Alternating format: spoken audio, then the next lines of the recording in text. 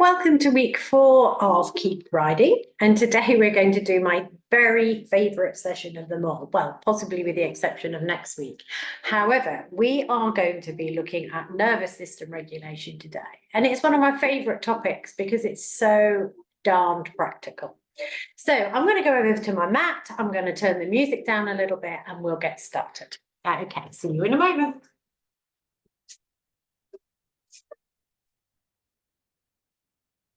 Okay, so nervous system regulation, why is it so important to us? Well, it's important to us as human beings, and it's important to us as horse owners and horse riders too. So basically, I'm sure you know as well as I do that one of the things that gets said to you a lot as a horse person is don't bring your emotions onto the yard. Don't bring your emotions into the stable. Be calm, be with your horse, be in the moment with your horse. And that's really easy to say, isn't it? On a great day when the sun is shining, they're happy, you're happy, and life is going well. But we all know that not every day is like that. And quite often we're racing to our horses, we're fitting them in at the beginning or the end of a busy working day. We've had an argument at home, the boss is on our back about a piece of work that they need in. And we get to the yard, we've maybe had a bad journey. We get to the yard and we're frazzled and stressed before we even start. Just bear with, I think somebody might be trying to join the meeting. I'll just check. Okay. All right, I think we're okay. Just apologies for that. Just a little note on the side. So yeah, we often arrive frazzled or things like that happen. And it's really easy for our nervous system to become a little jagged. And when our nervous system feels jagged around the edges, the way we move, the way we breathe, and maybe even the way we think is affected. So yoga has a huge amount to offer to our ability to regulate our own nervous systems. And this evening, we're going to start touching onto and working into a process called nervous system regulation.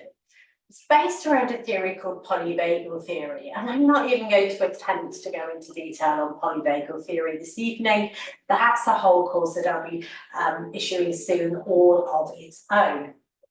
However, I am just going to give you a very brief overview of our nervous system because I think it really helps. So basically, if you go all the way back to school biology, and if you're someone like me, that's a long time ago, maybe more recent for some of you, you'll remember that we have two parts to our nervous system. We have our somatic nervous system that's responsible for all our voluntary movements. So when I lift my arm up and down like this, when I take my clacky bracelets off, that's my voluntary nervous system, my somatic system. But we have another part to our nervous system called our autonomic nervous system. And that part regulates, if you like, our inner temperature. So it's responsible for our respiration, our breathing, our heart rate, our digestion, and the functioning and interactions of all of our bodily organs and our sensory system. So it's a really busy part of our nervous system, but one to which we pay very little attention most of the time, except when things aren't working so well for us. Now, within that autonomic, that involuntary part of our nervous system, there's a further division, and we have two, arguably three, but essentially two branches. There's your sympathetic nervous system and your parasympathetic nervous system. So don't worry about the posh names. Your sympathetic nervous system is basically your fight-flight response. So it's that part of your nervous system that when you sense danger, your heart rate goes up, your breathing goes up, blood flows from your periphery of your body into your major organs and gets you ready to run or to flee. So you just think about that in relation to yourself as a rider or a horse owner or someone who spends time with horses, but also how that might feel within your horse.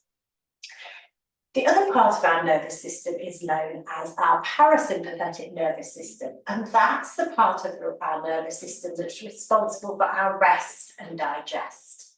So when we're sleeping, when we're meditating, when we're just chilling out, then that's the part of our nervous system that's at play. And what that does is it slows our heart rate down.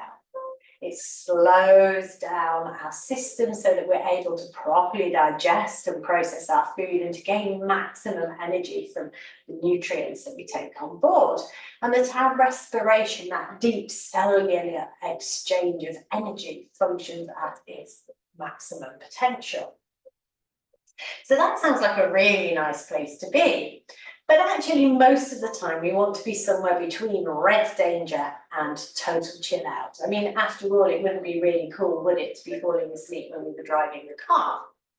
Or maybe when we're with our horses, we want to be calm, but we still need to be alert. We still need to be aware of what's going on around us and being able to respond rather than to react to our horses and to the environment about us. Now, there's a theory called polyvagal theory, and I'm not going to go into a huge amount of detail on that, but polyvagal theory proposes that our nervous system, basically the interplay of our nervous system, our fight flight, our rest digest, keeps us in the best state, the optimum state for any situation in which we find ourselves. So I've probably got a little bit more sympathetic nervous system going on because I'm teaching than you have because you're learning. If I was leading a meditation, you'd be deeply into your parasympathetic rest digest, but I need to stay a little bit alert because otherwise I'd be meditating with you and not leading that process. Our autonomic nervous system is also responsible for surveillance. So it's looking around all the time and keeping us constantly informed of any possible dangers. And you can see that in your horse, can't you? You take them somewhere new and the next up, their eyes are looking about, the ears are flicking, and we can sense straight away that our horse is not really chilled and relaxed. And finally, and really importantly, and now we're going into this in so much more detail on my nervous system regulation course and also Heart Soul Connect, our polyvagal theory suggests that our autonomic nervous systems co-regulate. So if one of us in a room is very excited and full of energy, the chances are we'll all start to feel that way. And also the opposite happens if we're in a situation where everyone around us is calm, then we tend to feel calm too. And I think that's the reason that often people say to me, I really like coming to a yoga class, I can meditate a little better. And that's because everybody's in sync. And you, again, bringing that back to our horses, thinking about how important it is that we're in sync with our horses. So if our horse is up here somewhere in fight and flight and telling us that there's danger, for us to be completely calm is probably telling our horse that we're not really listening to them. So we probably need to raise our system a little and look around too, and then be able to go, well, you know what, I've looked and it's okay. And now we can both come down together. You know, and similarly, if we have a horse that's needs a little bit more energy going on and is plodding along, I'm kind of thinking early here. Actually, it's no good me plodding along with him going, oh, come on, let's go a bit faster. I need to raise my energy a little, raise my fight flight, which isn't to say that I get stressed, but I maybe start to walk more strongly, I perhaps move a little more purposefully, a little more gently, and I can tell him through my body language that that's what he needs to do as well, that we're not just in complete rest digest at this point. And he will carry on beautifully like that until he's in electric. Anyway, we are going to work through some of the principles of polyvagal theory. So tonight's class isn't going to look like a traditional yoga class, but hopefully it will give you some ideas about how you can regulate your own nervous system and raise your game if you need to, and if you need to bring your nervous system up to match your horse's level of excitement and to increase your horse's level of excitement, but also how to drop it down if you need to feel in a calmer place. So unusually, we are going to start in standing. So bring yourself to a standing position and just find your feet wherever feels comfortable. So often we say hip distance apart, but if you want them a little wider or a little narrower, allow for that today. Your arms can rest wherever your arms need to rest. And you'll notice that as I come to stand, I'm just starting to sway a little. And that's basically because our bodies don't really like to be still.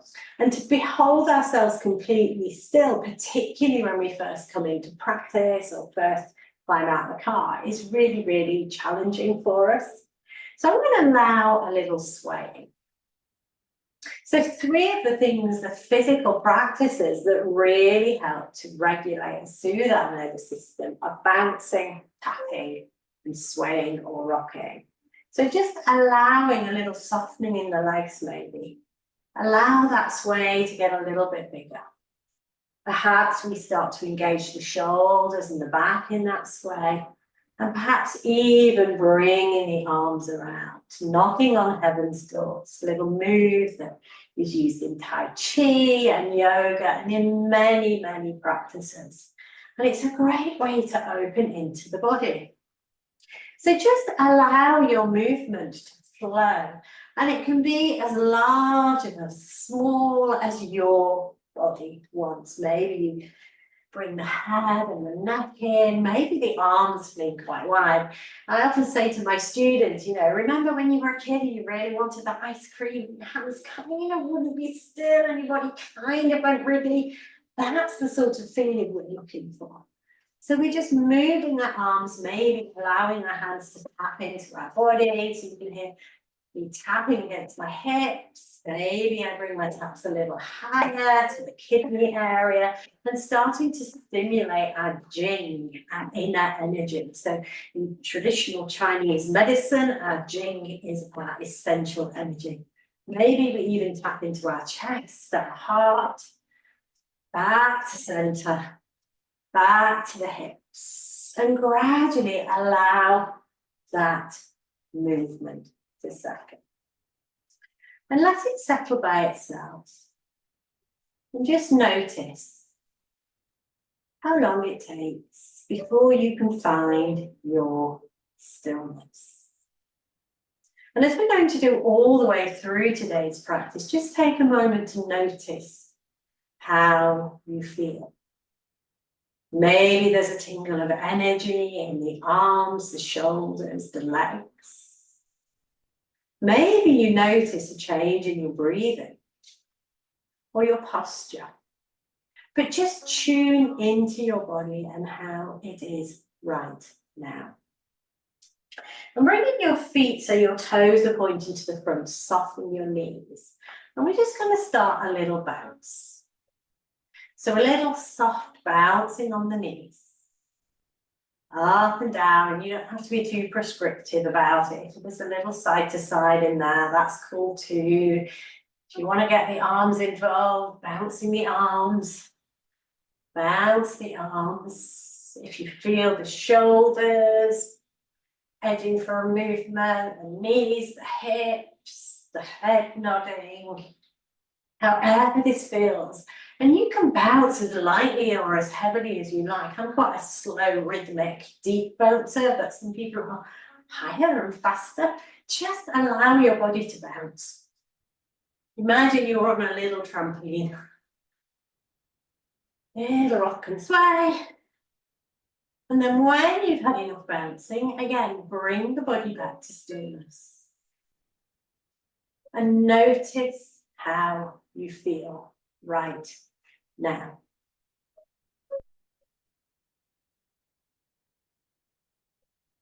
Now, the major nerve that's involved in our autonomic, our involuntary nervous system, if you like, is the vagus nerve. And it's also known as the wandering nerve. It is the longest nerve in the human body. And it leaves the brain at the brainstem, and it circles and curves its way around all the major organs in our body.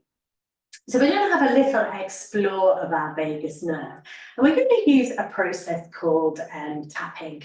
And tapping's used a lot in psychological therapies like EFT, and tapping again is a well-proven way of helping to soothe and to regulate the nervous system. So I'm going to come up to the camera and just show you. So bringing your hands to the back of your neck, just feel into the base of the skull and just gently start tapping into the base of the skull. And then we're going to come along the neck and come down the sides of the neck. So we're working down the sides of the neck and along that collarbone. So I'm tapping my vagal nerve. I'm making friends with my vagal nerve. Over the front of the chest, so the vagal nerve runs across our lungs and it wraps around our heart. I'm getting to know my vagal nerve. And maybe avoiding any tender tissue, we start to tap under our rib cage, coming around our lungs. I know my vagal nerve, and your vagal nerve wraps itself around your stomach, your liver, your kidneys. So you know that feeling of butterflies in your tummy? That's your vagal nerve. So into your abdomen, around your bladder, your bowels. You know, we all know what happens when we're nervous, we need the loo. And that's your vagal nerve. So getting to know your vagal nerve. Tapping gently. Bring your hands to stillness to heart center. And then make a gentle fist, a soft fist with your right hand. And just start a little tap along the chest under the collarbone. We're going to take that all the way down the right arm, back up the inner arm.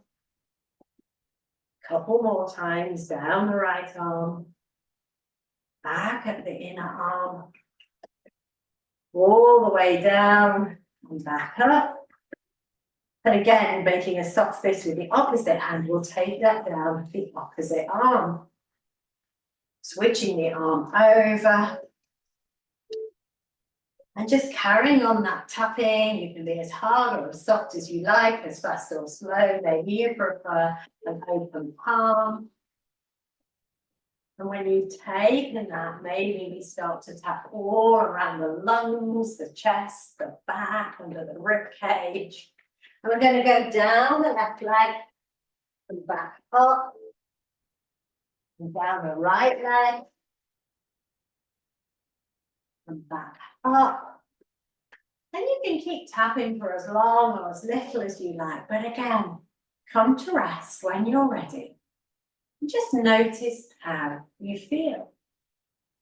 Now, of course, we're not going to come onto the yard and start tapping around our bodies unless you've got a really private tap room or a stable you can hide in. But it is interesting just to notice. Sometimes when we're nervous, we will find ourselves tapping our fingers. You know, how many of us will tap the side of our legs, maybe, or just wriggle our fingers. Maybe we're a little nervous and we'll kind of hover, bouncing from foot to foot. And it's just worth noticing that you're doing that, because it's a clue that something isn't feeling quite balanced, quite right inside. And believe me, horses are ultra sensitive to this, so they'll be picking up on that. So maybe if you do find yourself involuntary swaying or rocking or jiggling or tapping, it's just a little signal from your vagus system that you need to bring your energy down a little bit. Often we believe we're calm, when in fact, we have a little work to do. Now, the other thing, or the next thing that's really helpful in managing our nervous system is to make really big movements. So we're going to come into some standing shapes, some standing yoga poses that are quite large, quite active, quite strong. And we're going to move a little more quickly than we normally and regularly do in our yoga practice. And again, this is allowing our nervous systems to take hold of that random sympathetic fight-flight energy and to do something practical with it. Now, again, if you're feeling a bit het up after a bad day at work, I'm not suggesting the minute you go on the yard and start doing sun salutations in the middle of the field or whatever. You might want to do that. Sometimes I do. It depends on the weather, I think, and the level of mud in the field. But if you think about it, when we're with our horses, we have lots of opportunities for really big movements. You know, mucking out that stable, maybe taking that with a little more energy than usual, taking that barrow, striding across the yard. So we can find lots of big movements. And the important thing is to do those before we start to work with our horses, not after. So we are going to start by taking some sun salutation. So we're going to find ourselves at the front of our mats and coming into our Tadasana, our mountain pose. So toes pointing forward, feet about hip distance apart. Engaging the legs so we feel strong and we feel grounded. Think about your weight being in the base of the little toe, the big toe, and the heel, the trident in the feet. Draw the navel back from the spine, maybe roll the shoulders a couple of times, hands facing forwards. As we inhale, we'll float our hands up. Exhale, fold forward from the hips, finding our Uttanasana, our forward fold. Inhale, come up halfway.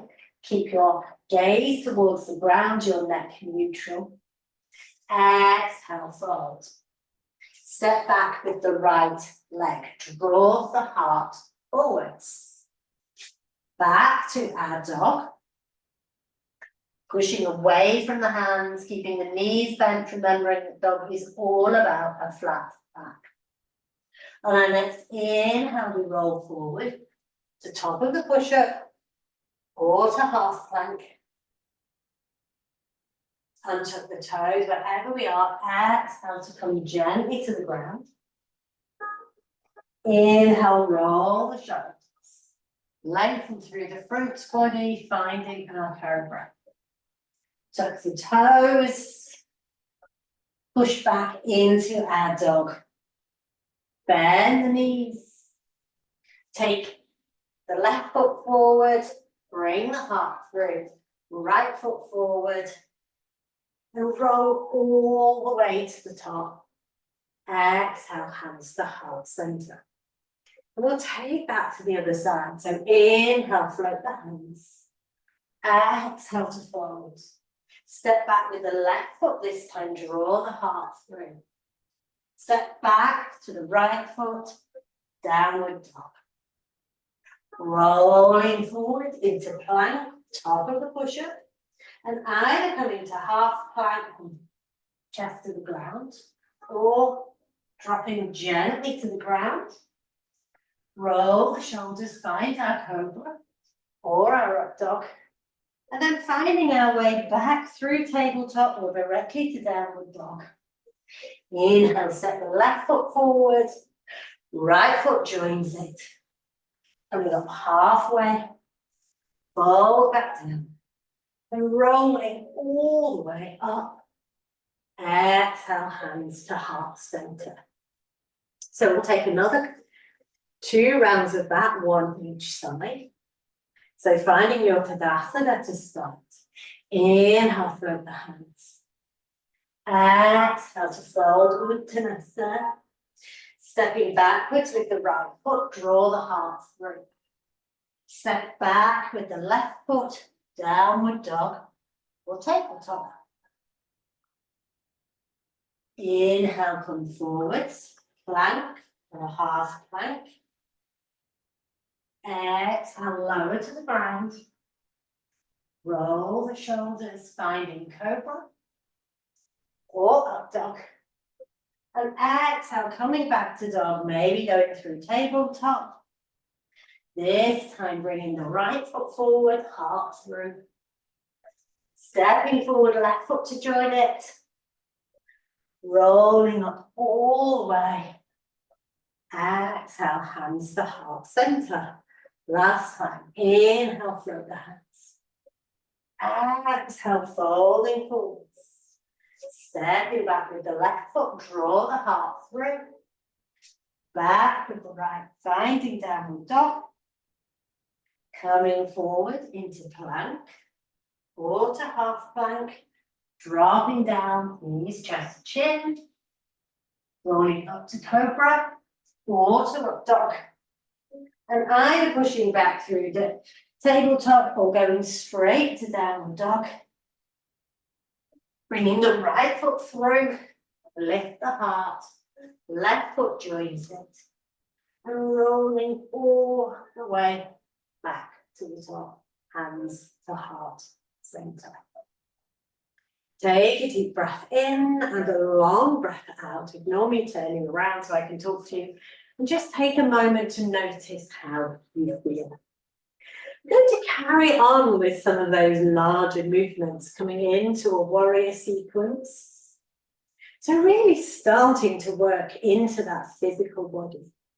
And as we do that, just notice as we work into our practice, notice where the energy flows in your body and where your point of focus is. So we're starting again at the front of the mat. Feet pointing towards the front, hands by our sides. Coming into Tadasana, take that moment to ground through the feet. Find the trident in both feet, base of the big toe, base of the little toe, heel of the foot. Engage the legs. So imagine you're drawing the kneecaps upwards, take the navel back to the spine, allow the shoulders to sit comfortably over the hips, palms of the hands forwards. As we inhale, we'll float our hands up and forwards, keep the elbows soft. So as we've done before, aiming to keep the heart space, the chest open. We don't want to hike our shoulders up around our ears. Find your weight in your right foot and step back with your left foot. So your left foot's at about 45 degrees. Your front foot is pointing towards the short edge of the mat. And we bend the front knee. I'm just going to widen my stance a little. You find your comfortable stance. And we're finding our warrior one. Bring your attention to your feet and really push into the ground.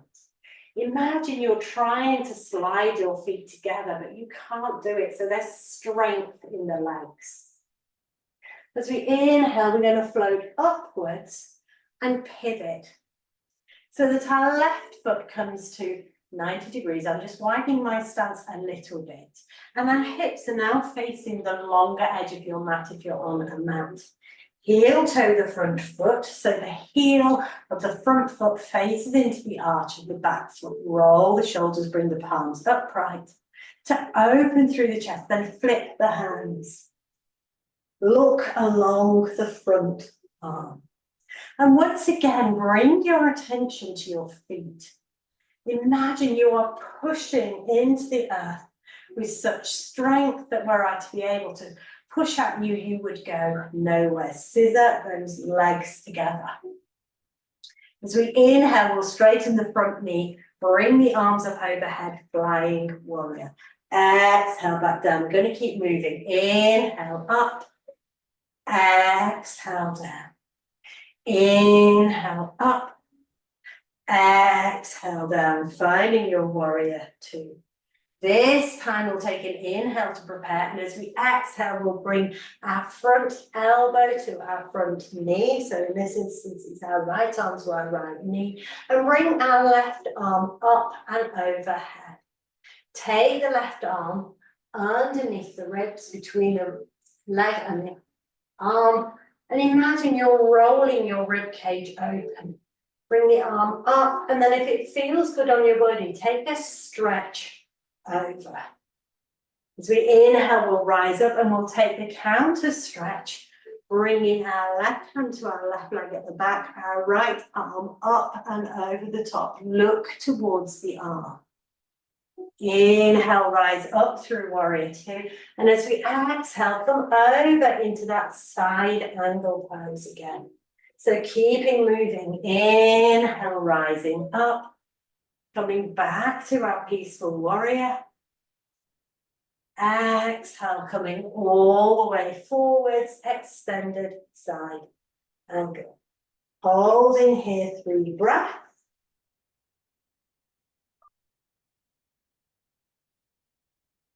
Last one. And then on the inhale, coming back to warrior two, straighten the front leg. I like to heel toe my back foot in a little bit. Kick the heel to the back. And imagine you're being pulled forward by an invisible force. And gradually you tilt over. So we're finding that triangle, big shapes, reaching up towards the sky. Inhale, bend that knee. Find our way back to warrior two. Straighten the front leg. And coming back to a reverse triangle. Inhale, bending the knee. Back to warrior two, then straightening the leg, tilting forward, Trikonasana. Maybe you look to the ground, maybe you look towards the sky. Inhale, rise up. And this time go straight back, finding that reverse triangle, keeping the movements big and wide. Imagine your left hand being drawn to the ground, your right hand being pulled to the sky. And then as we move over, the opposite happens. Left hand drawn upwards, right hand pulled to the earth. This time we'll inhale, come back to warrior two. Turn the front foot so it's facing the long edge of the mat. Both legs are in parallel. And bring your arms up and overhead, finding your star pose. Bring the heels in so the toes are out about 45 degrees. And we'll take a deep breath. And as we exhale, bending the knees, bending the elbows, coming into our goddess pose. Inhale, rising up. Exhale, rising up.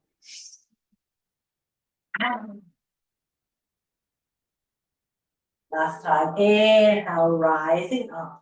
Bring the toes in, the hands to the hips. Draw the navel back to the spine and leaning forward. Forward folds are amazing for regulating the nervous system. Maybe you find your thighs, your calves, or even the ground. Wherever you are, I'm going to turn around so I can talk to you. Wherever you are, allow the head, the neck to fold, to relax. Wide-legged forward fold, Prasarita. It's possibly one of the more calming yoga shapes. So just holding here, hanging out for 3 more breaths.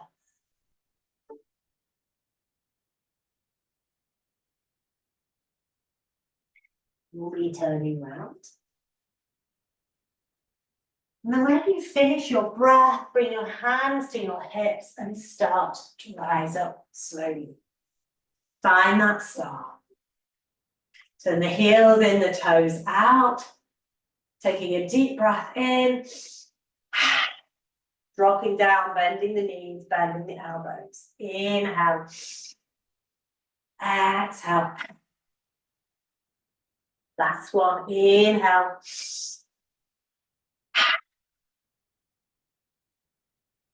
Inhale, rising up. And we're turning the right foot this time, so the blade of the foot is parallel with the short edge of the mat. The front foot there is now the left foot, toes pointing forward, arms to shoulder height. Finding our warrior two. Looking along to the middle finger of the left hand, finding our drishti, our focal point, and starting to rise up. So inhale up, exhale, sinking down. You're my dog who's in the other room. Inhale, rising up. Exhale, coming back down. Last time. Inhale, rising up. Exhale, coming all the way back down into our warrior two. Taking a breath to prepare, dropping the left elbow to the knee, the right arm up and over. Thread the right arm between the left arm and the torso, and imagine you're gently turning your body towards the sky. As we inhale, we'll float up, coming back into our counter stretch, our peaceful warrior. Inhale, floating arms back to shoulder height. Exhale, coming forwards. Inhale, rising up, arms to shoulder height. Exhale, back. Last time, coming forward, bringing the arm up and overhead and reaching through. Coming back to your warrior two. Straightening the front leg. Maybe kicking the hip back. Imagine your arm being drawn forward, dropping down into your Trikonasana, your triangle pose. Soften and bend the knee, rise up into your warrior two. Straighten that front leg, coming back, peaceful warrior. Inhale, coming forwards. Into our Trikonasana. This time, keeping the legs straight, come back into our reverse triangle. Last time, coming forwards. Inhale, rising back up into our Trikonasana and dropping down into our warrior two. Bring the front foot parallel with the back foot, hands to the hips and tilting forward, finding our wide-legged forward fold. Dropping. 3 breaths here, long breath in and a long breath out. Inhale. Exhale.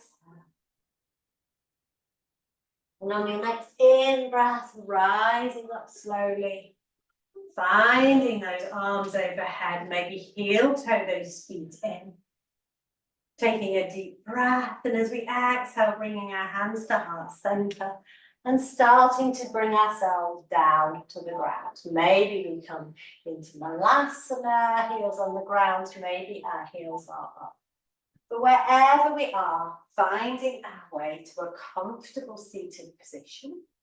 Maybe that's with crossed legs, maybe that's legs straight out to the front, but whatever is your comfortable seat. So you just bear with me. I'm just going to let my dog out before she barks her way in the video. Come on. So normally I'm upstaged by Eddie, the kids one is Doris. And she's just going to potter around a bit. With any luck, she'll settle down and go to sleep. So that's large movements. Now then, the next part of managing our baby is hello, Doris. See, Adrienne has Benji, I have Doris, and Eddie, but Doris. Is about vocalization. So it's a really good time to have the dog because she'll probably howl along with me. And so we're going to do a little practice using the yoga chant of Om. And again, I'm not suggesting for a minute you walk around the yard umming, but you know, we all have cars. And we quite often go to our yard in our car. So we can have a good sing along with whatever is on the radio or whatever is our favourite. Hey, hello Doris, you're going to sing with us, sweetheart. So what I want you to do is just to place one hand on your belly, one hand on your heart. And take a moment to come to your center of yourself, and just notice your breath. Notice the belly, notice the heart space. And when we say when we make that yogic sound, it's not a single it's actually comprised of 4 sounds, but we're going to concentrate on 3 of them. And it starts with the sound O. So just have a go at taking a deep breath in, and just wherever you are, singing to yourself,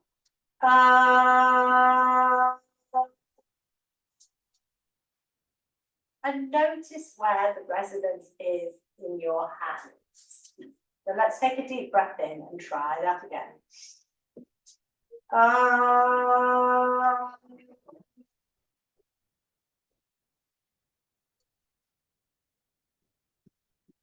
The sound actually mix on the sound is ow. So let's try that one, taking a deep breath in. Ow.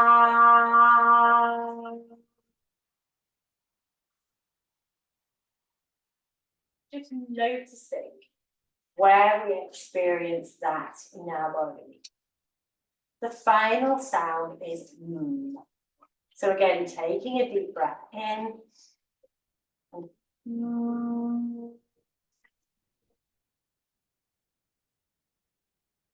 And noticing that you may feel a resonance of the in your nasal cavity and in your mouth.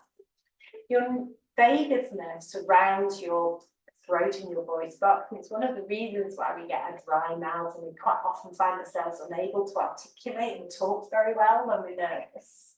Along with that, there are also facial nerves, which impact on our ability to talk and to sing when we're nervous. So we're going to put that all together. So taking a deep breath in and a long breath out. This time taking a deep breath in.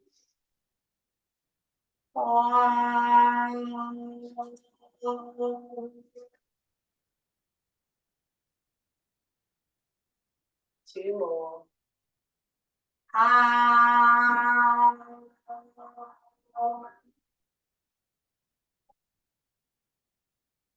Final one.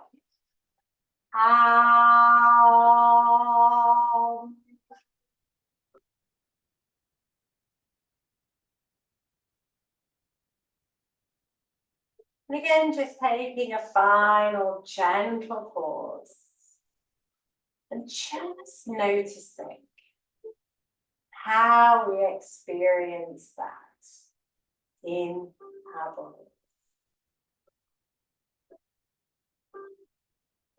And a few more movements, focusing on forward folds and on twists, both of which have profoundly soothing effects on our nervous systems. So we're going to find ourselves remaining in our seated position and inhaling to float those hands overhead. Exhaling, bringing our palms to heart center. Inhaling, floating the hands overhead.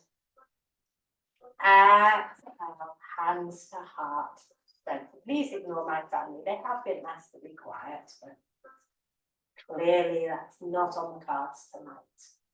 Last time, inhale, float those hands up. Exhale, bring those palms down. But to find ourselves coming into our downward dog. So starting from our tabletop position, remembering yogi's choice, tops of the feet flat to the ground, toes tucked. As we inhale, drop the belly look up.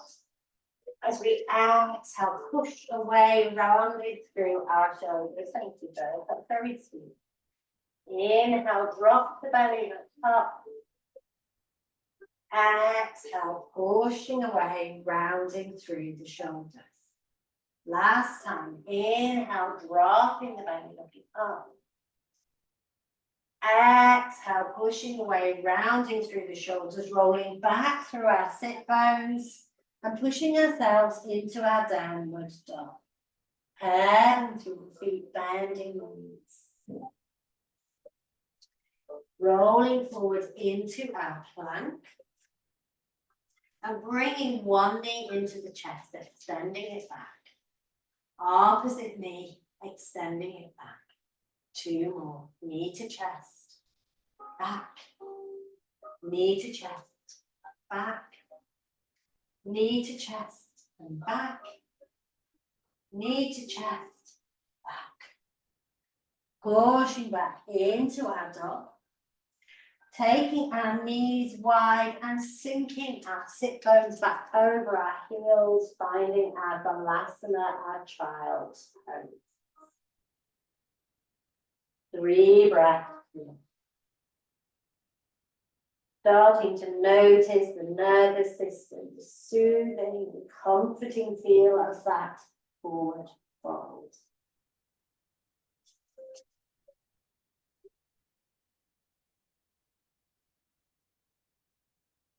Your next breath, rising up, bringing the knees back in line, tucking the toes, finding our way back to our downward dog, and taking a little hop and skip so that we come back to our seated position. I'm just going to let the dog back to her bed next door. Go on, sweet. Are you going through? Come on. And we can continue, hopefully, with our practice with a little less interruption. There you go, sweetie. Adrienne doesn't have these problems, does she? Benji always just comes in and lies down. Right, so taking ourselves back into a seated position, our legs out in front of us. We're going to draw our right knee into our chest and take it over our legs. Just normally coming to the front and bringing our left arm, wrapping it around our right knee, our right hand to the back. And taking a generous twist to the side. Inhaling to lengthen through the spine. And exhaling maybe to move a little deeper into the twist. So staying here for 3 to 5 breaths.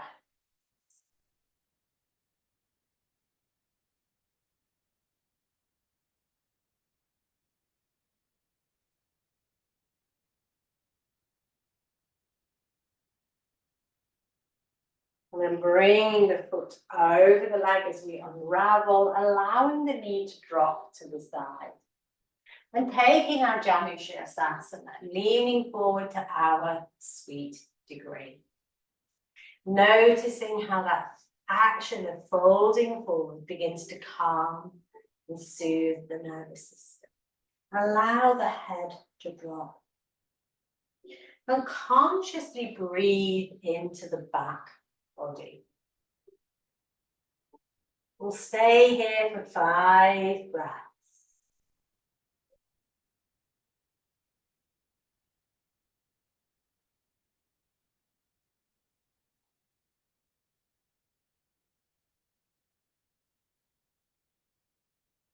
Unravel. Bring the knee in, bring both knees into the chest. Take a deep, wide breath. Exhale and wrap your arms around your knees. Drop the head. A little self-love.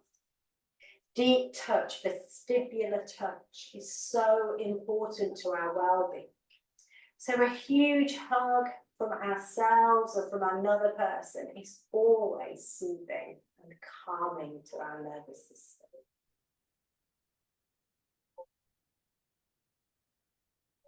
Inhale, unraveling those hands, taking them behind us. Bring our feet a little wider than hip distance. We'll drop our knees over to the right, looking over our left shoulder. Another beautiful little twist. Inhale the knees back to center, dropping them to the other side. Knees back up to center. We take both legs out long. This time draw the left knee into the chest. And maybe leave it here or take it over the opposite thigh. Bringing the right arm, wrapping that around the knee, taking the left hand behind. Inhale, lengthening through the spine. Exhale, coming a little deeper into the twist. And hanging out here, maybe as we breathe, we let go. We allow the twist to ring out whatever isn't serving us this evening. And coming back to center, bringing the knee over, dropping the knee to the side, and coming forward back into that Janu Sirsasana on the opposite side. Notice that the sides of our body are different. There's a little lengthening on one side, maybe different from the depth or the length you can achieve from the other. Coming to your sweet degree and holding here for 3 more breaths.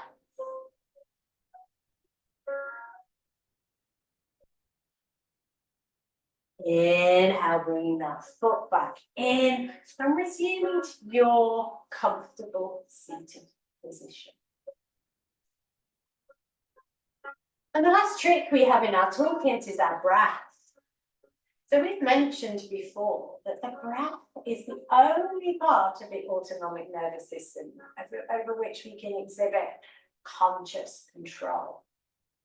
And we can use our breath to consciously control the rest of the autonomic nervous system.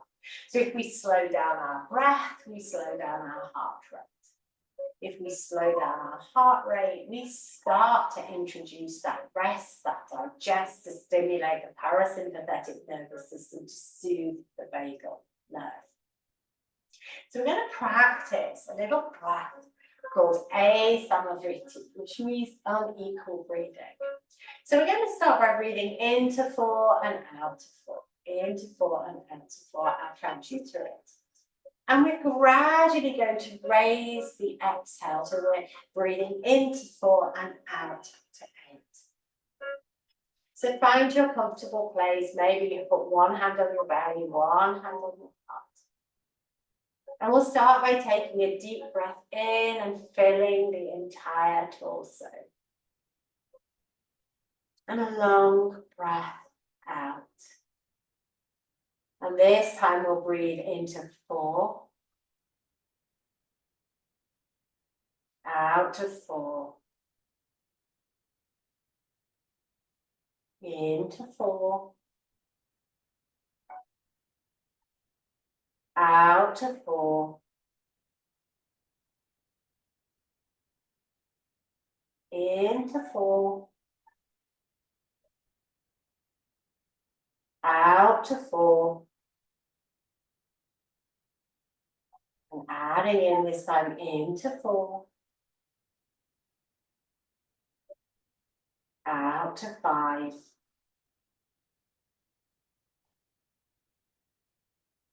In 4. Out 5.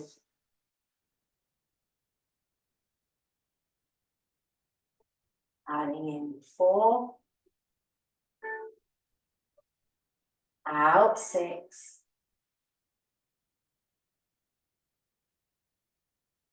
In 4. Out 6.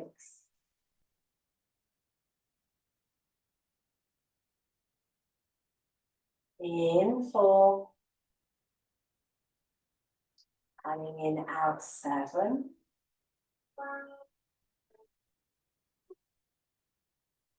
In 4. Out 7.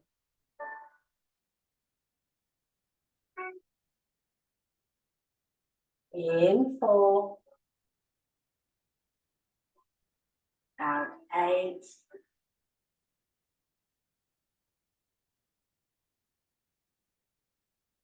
In 4.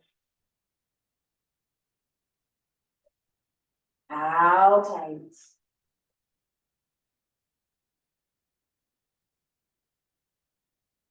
And carrying on that rhythm of breathing into 4 and exhale.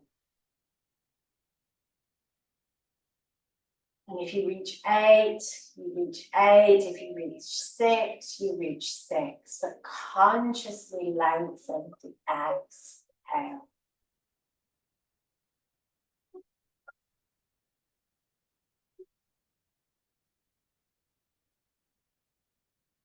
Three more rounds of breath.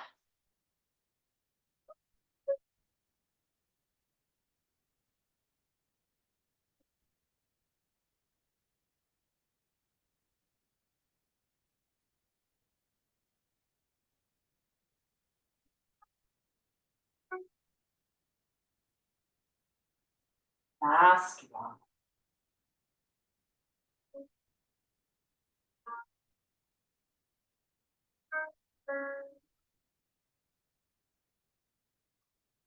And then releasing the breath. Let your breath return to its normal position, its normal rhythm. And just observe, just notice how you feel right now. As we've worked our way through many of the strategies and techniques of soothing and calming and regulating our nervous system. We're going to take our last few minutes of practice together in Shavasana and meditation. So you can choose to come onto your back, legs straight, arms by the side. Maybe you choose to remain seated. Wherever you find yourself, be as comfortable as you can be. And if you need to take a few last little stretches, reaching the arms overhead, a full body stretch if you're lying down. If you feel a need to hug the knees into the chest and wrap the arms around and take a luxurious hug, then do that. And then start to find yourself settling, grounding, connecting with the earth. And your attention on your breath. Not changing, not adapting, just allowing the rhythm of the breath, the gentle rise and fall of the chest, the abdomen, the ebb and flow of the air in and out. And we'll start to settle.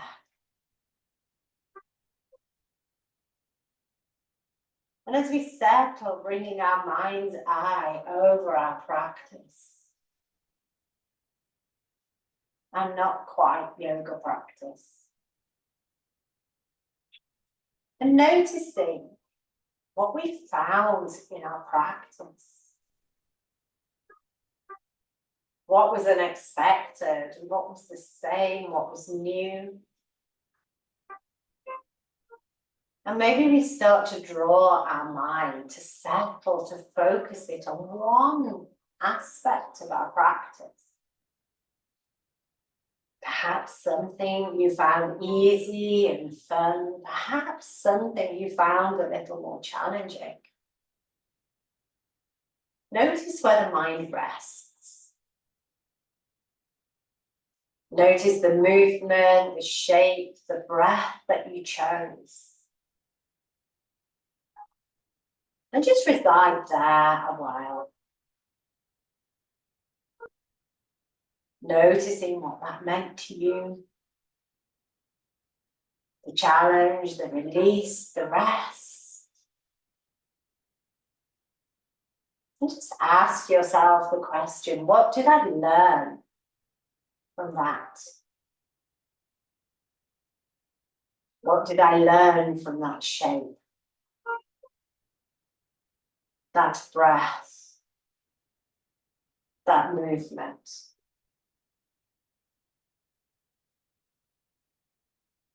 And what have I found inside of myself or outside of myself that I can take away from my mat, from my practice, and bring into play in my life with my horse and maybe outside of my horse. And breathe into that learning.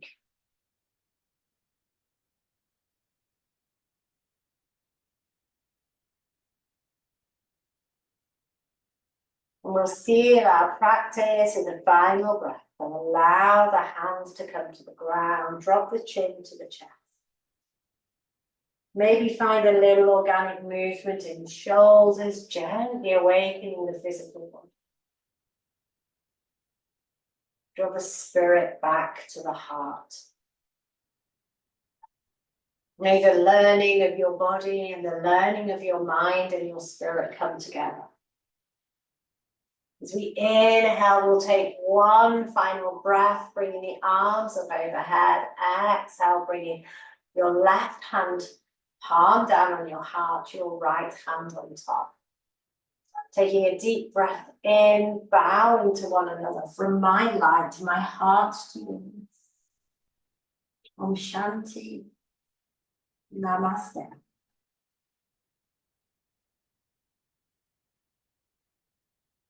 Allow the hands to drop, the eyes to open, and you're learning to re-enter this space.